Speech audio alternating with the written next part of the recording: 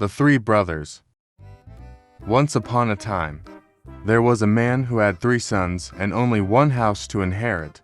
All 3 sons wanted the house, but the father loved them equally and didn't know how to distribute it. So, he proposed a deal. Each son would go out to learn a trade, and upon returning, the one who demonstrated the greatest skill would inherit the house. The 3 sons agreed to the deal and went their separate ways. The eldest became a blacksmith, the second a barber, and the third a fencing master.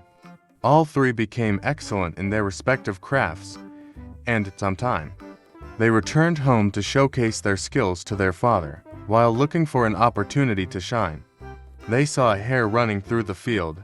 The barber, without wasting time, lathered and shaved it in full stride, leaving only a small mustache. The father was impressed, but he wanted to see the other 2 as well. Then a horse raced by, and the blacksmith, without stopping the horse, replaced all 4 horseshoes. The father applauded the feat, but the third brother was yet to showcase his skill.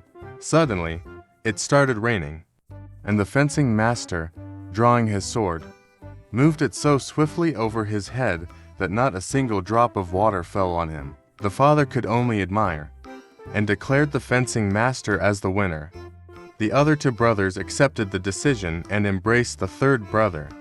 They loved each other so much that they decided to continue living together in the house, each practicing their trade and earning a good living. Moral of the story: no matter how different our talents are, what truly matters is the love that binds us as a family. This was today's story, with its moral. Did you like it? You can comment below to let us know what you thought. If you want more stories with morals, don't forget to subscribe to the channel. Also, I've provided several links in the description to books I recommend. We say goodbye with the hope that each story leaves a lasting impression on you. Until the next story.